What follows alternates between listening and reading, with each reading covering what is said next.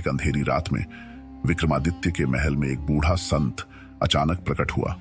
उसकी आंखों में एक अजीब सी चमक थी और वह रहस्यमयी ढंग से मुस्कुरा रहा था। राजा विक्रमादित्य ने संत का स्वागत किया, लेकिन संत ने सीधा कहा, महाराज, यह केवल मेरे छद्म रूप में तुम्हारे सामने हूं। असली स्वरूप देखना है तो मेरे साथ आना पड़ेगा। विक्रमादित्य ने शांत स्वर में पूछा, तुम कौन हो और यहां क्यों आए हो? संत की हंसी महल की दीवारों से टकराते हुए गूंज उठी।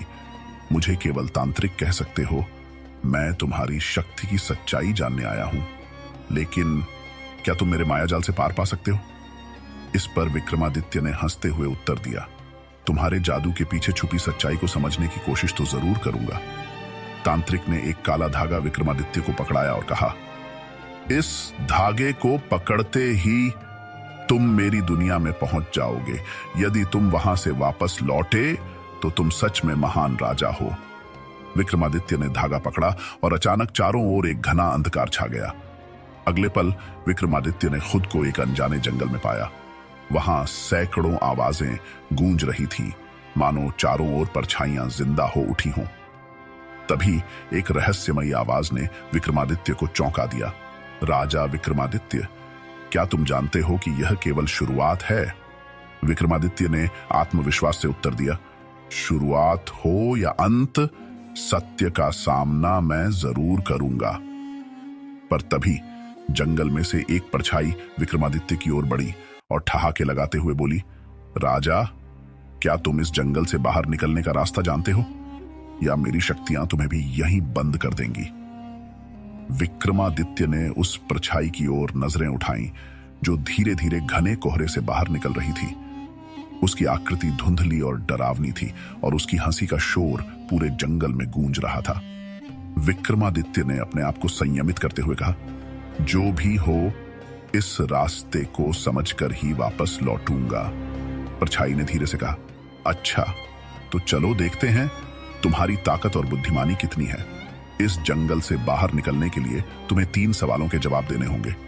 अगर एक भी गलत जवाब दिया तो तुम हमेशा के लिए इसी जंगल में खो जाओगे।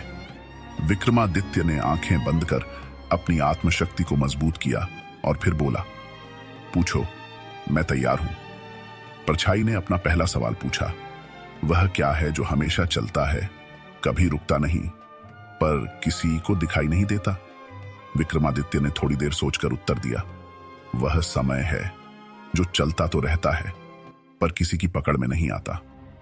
परछाई थोड़ी चौंकी, लेकिन उसने मुस्कुराते हुए कहा, ठीक है, चलो दूसरा सवाल सुनो। उसकी आवाज में अब एक गंभीरता आ चुकी थी। दूसरा सवाल था, ऐसी कौन सी चीज है जो जितनी ज्यादा होगी इंसान उतना ही ज्यादा खो जाता है? विक्रमादित्य ने आंखें बंद कर मनन किया और फिर उत्तर दिया, वह लालच है। जितना ज्यादा इंसान के पास हो, वह उतना ही उसमें खो जाता है। परछाई का चेहरा अब थोड़ा गंभीर हो गया। उसे समझ में आने लगा था कि विक्रमादित्य सरलता से हार मानने वाला नहीं है। उसने आखिरी सवाल पूछा, बता, ऐसा कौन है जो मरने के बाद भी जिंदा रहता है? विक्रमादित्य ने एक गहरी सांस ली और कहा, वह है एक महान व्यक्ति का नाम और उसकी कीर्ति।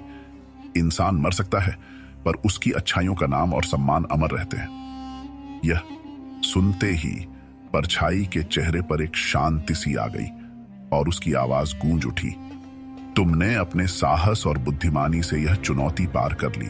राजा विक्रमादित्य, तुम सच में महान हो। जंगल का अंधेरा धीरे धीरे खत्म होने लगा और विक्रमादित्य ने खुद को वापस अपने महल के दरबार में पाया। वहां एक गहरा सन्नाटा था, मानो कुछ हुआ ही ना हो। लेकिन विक्रमादित्य के मन में उस तांत्रिक और उसकी रहस्यमयी दुनिया की छवि हमेशा के लिए बस गई।